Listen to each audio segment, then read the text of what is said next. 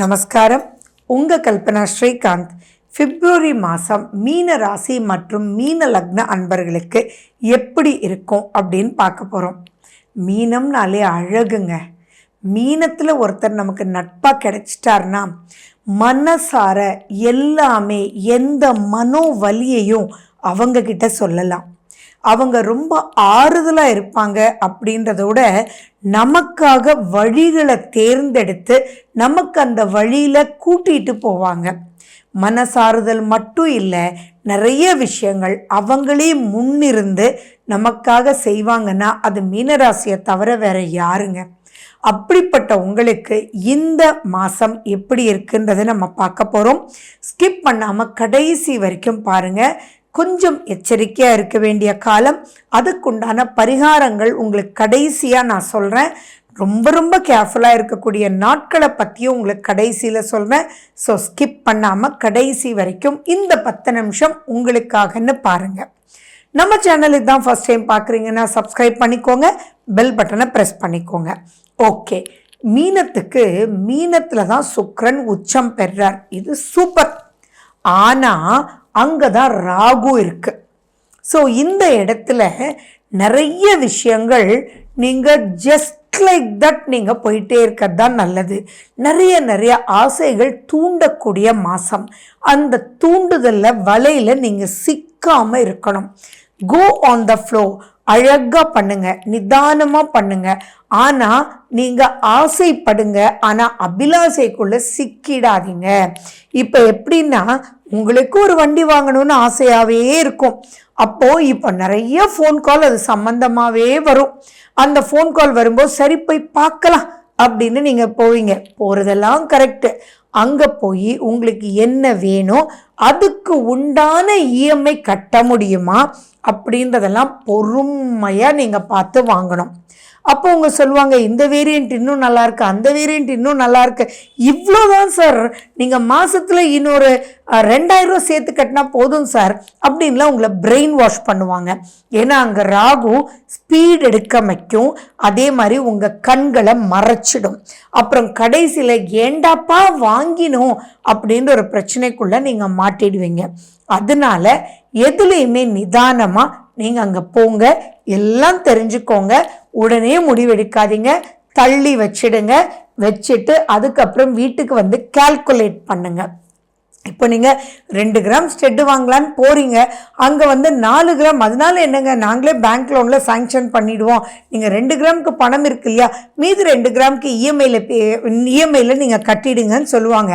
But அது தேவையான்னு யோசிங்க. Maybe அது ஸ்டெட் அண்ட் ட்ராப்ஸாக இருந்ததுன்னா இப்போ ஸ்டெட்டு மட்டும் வாங்கிட்டு ட்ராப்ஸ் எடுத்து வைங்க. அதுக்கு நான் ஒரு அட்வான்ஸ் அமௌண்ட் கொடுத்துட்டு போகிறேன், நான் ஒரு 2 மந்த்ஸ் கழித்து வாங்கிக்கிறேன் அப்படின்ற ஒரு முடிவோட நீங்கள் நிதானம்ன்ற ஒரு கட்டத்துக்குள்ளே இருக்கணும். அப்போ இதுக்கே அப்படின்னா இன்வெஸ்ட்மெண்ட் அப்படின்ற விஷயத்தை பற்றி நான் சொல்லணுமா உங்களுக்கு? ஸோ அகலக்கால் வச்சிட வேண்டாம். மனசு ஒரு தெளிவில்லாமலே இருக்கும். என்னமோ மனசு தத்தளிக்கிற மாதிரியே இருக்கும். இது வாங்கியிருக்கலாமா வேண்டாமா, இல்லை இப்போ போகலாமா வேண்டாமா அப்படின்னு மனசுக்குள்ளே ஒரு போராட்டம் இருந்துக்கிட்டே இருக்கும். ஏன்னா குரு உங்கள் ராசிநாதன் 3ல், சுக்கிரன் குரு பரிவர்த்தனை. இந்த பக்கம் ஆசையும் இருக்குது, ஆனால் இந்த தடவை பண்ண முடியுமான்ற ஒரு கன்ஃபியூஷனும் இருக்குது. அப்போ நம்ம என்ன பண்ணோம்? பதறி நம்ம முடிவெடுத்தாலோ அல்லது அவசரப்பட்டு முடிவெடுத்தாலோ சக்ஸஸ் இருக்காது இல்லையா? பதறினா சிதறிடுன்றது சொல்லியிருக்காங்க இல்லையா? ஸோ அந்த இடத்துல வேகம் வேண்டாமே, விவேகம் வேணுமே அப்படின்ற ஒரு கான்செப்டை மைண்டில் வச்சுக்கோங்க. 7ஆம் வீட்டில் கேது இருக்குது. ஆனாலும் நான் சொல்லுவேன், உங்களுடைய லைஃப் பார்ட்னரோட, உங்கள் பிஸ்னஸ் பார்ட்னரோட நீங்கள் பேசி தென் முடிவெடுங்க. தோ கேது இருந்தாலும் அங்கே குரு வக்ர நிவர்த்தி ஆயிடுறார் பிப்ரவரி 4ஆம் தேதி. அப்போ ஆட்டோமேட்டிக்காக அந்த கேதுவை குரு பார்க்குறார். அப்போ நீங்கள் கால் பண்ணி இந்த மாதிரி ஆசையாக இருக்குங்க, 4 கிராம் தாங்க, 2 கிராமுக்கு பணம் இருக்குது, 2 கிராமுக்கு இப்படி சொல்கிறாங்க அப்படின்னு சொல்லி உங்கள் லைஃப் பார்ட்னரோட, அல்லது இதே பெரிய லெவலில் ஒரு இன்வெஸ்டார்னு வச்சுக்கோங்களேன், உங்கள் பிஸ்னஸ் பார்ட்னரோட நீங்கள் பேசும்போது அங்கே இருந்து ஆப்போசிட் சைட்ல இருந்து உங்களுடைய பார்ட்னர் அல்லது நண்பன் நண்பி உங்களுக்கு கரெக்டாக வழி காமிப்பாங்க. அந்த வழியை நீங்கள் எடுத்துகிட்டு ப்ரொசீட் பண்ணிங்கன்னா பெரிய பயம் பாதிப்புக்குள்ளே சிக்க மாட்டீங்க. அண்ட் மேலும் பார்த்தீங்கன்னா உங்களுடைய 6ஆம் அதிபதி யார்? சூரியன். அவர் சனி பகவானோட சேர போகிறார் செகண்ட் ஹாஃபில்.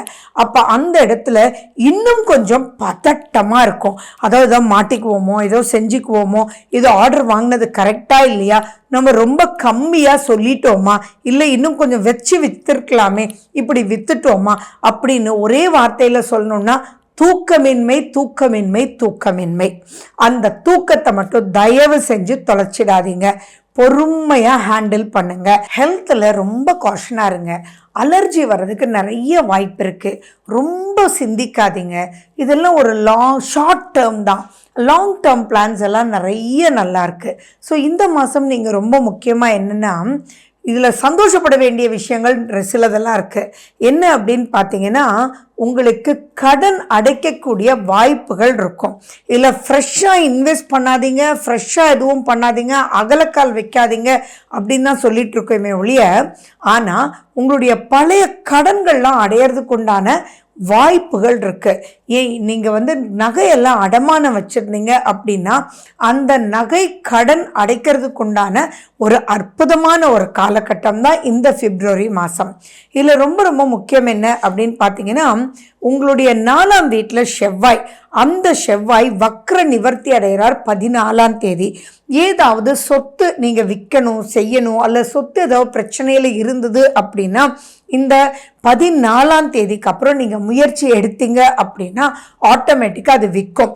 ஆனால் அங்கேயுமே ஒரு மன சஞ்சலம் உங்களை போட்டு வாட்டும். என்னடா வந்தார் இத்தனை நாள் விற்கலைன்னு சொன்னோம், நம்ம இந்த ரேட் சொன்னோன்னே சரின்னு சொல்லி அடுத்த வாரம் ரெஜிஸ்ட்ரேஷன் சொல்கிறாரு, அப்போ இது சொல்லியிருக்கலாமா இல்லையா, வித்திருக்கலாமா வேண்டாமா அப்படின்னு உங்களுக்குள்ள மனசு நிரடும் நிரடும் நிரடும். பட் கவலையே பட வேண்டாம். அதே மாதிரி நீங்கள் படிச்சுட்டு இருக்கீங்க அப்படின்னா இப்போ நெக்ஸ்ட் அட்மிஷன் கிடைக்கணும் அப்படின்னா நீங்கள் இப்போ எங்கே போனாலுமே அந்த அட்மிஷன் உங்களுக்கு கிடைக்காமலே இருக்கும். தோ உங்களுக்கு மார்க் இருந்தும் கூட. ஸோ என்ன நடக்குதுன்னே தெரியாமல் இருக்கும். பட் கண்டிப்பாக கிடைக்கும். பயப்பட வேண்டிய அவசியங்களே இல்லை. கொஞ்சம் எக்ஸ்ட்ரா எனர்ஜி தேவை. பட் ஓவராக கன்ஃபியூஷன் வேண்டாம் அப்படின்றது தான் நான் சொல்கிறேன். சரி, இப்போ நீங்கள் ஒரு ஸ்டூடெண்ட்டாக இருக்கீங்க, இப்போ ரிவிஷன் டெஸ்ட் நடந்துகிட்ருக்கு, 10th and 12th நீங்கள் எழுதிட்டு இருக்கீங்க அப்படின்னா அப்போ ஓ இப்படி எழுதுனதுனால மார்க் இது வந்துருச்சு, இது இப்படி இருந்ததுன்னா இன்னும் வந்திருக்குமா, நான் ஏபின்ற கொஸ்டினை எழுதுனதுனால தான் இவ்வளோ கம்மி மார்க்கா அப்படின்னு எது எடுத்தாலுமே மனசு அலைப்பாயும். ஸோ அந்த அலை பாயறதை கண்ட்ரோல் பண்ணிக்கணும். உங்களுடைய சுய ஜாதகம் இப்போ ரொம்பவே பேசும். பதட்டம்ன்றது வேண்டவே வேண்டாம். ஒன்றும் பெரிய பிரச்சனைன்றதெல்லாம் மாட்டிக்க மாட்டீங்க. அதே மாதிரி உங்களுடைய நட்பு அப்படின்றது உங்களுக்கு ரொம்ப ஃபேவரபிளாக இருக்குது. ஸோ நான் சொன்ன மாதிரி எதுவாக இருந்தாலும் இப்போ நீங்கள் படிக்கிற ஸ்டூடெண்ட்னா உங்கள் ஃப்ரெண்டுக்கிட்ட கேளுங்க, நான் இது எழுதுனதுனால எனக்கு 5க்கு 4 மார்க் போட்டிருக்காங்க, நான் இது எழுதுனா இன்னும் 4.5 மார்க் வந்திருக்குமா அப்படின்றத கேளுங்க. பட் அதை எடுத்து நீங்கள் கன்ஃபியூஷன் ஒரு சப்ஜெக்டுள்ள போயிடக்கூடாது. அப்போது மனசில் நிறைய உங்களுக்கு டென்ஷன் ஆகி தூக்கம்ன்றது தொலைச்சிடுவீங்க. நிறைய பேருக்கு இப்போ சர்ஜரி நடந்திருக்க வாய்ப்புகள் இருக்குது. ஸோ அந்த சர்ஜரியினுடைய ஃபேஸஸ் நீங்கள் பார்த்துட்ருப்பீங்க. ஸோ அப்படியெல்லாம் இருந்ததுன்னா ரொம்ப பொறுமையாக ஹேண்டில் பண்ணிங்க அப்படின்னாலே ஆட்டோமேட்டிக்காக மீனராசிக்கு ரொம்ப பெரிய பிரச்சனை இல்லை. சில நல்ல விஷயங்கள் இருக்குது. ஒருத்தர் கடன் அடைக்கிறார் அப்படின்னா அதுவே எவ்வளவு நல்ல விஷயம் பாருங்கள். நீங்கள் நகை கடன் வச்சுருக்கீங்க, அதை மீட்க போகிறீங்க அப்படின்றதுனா எவ்வளவு நல்ல விஷயம்.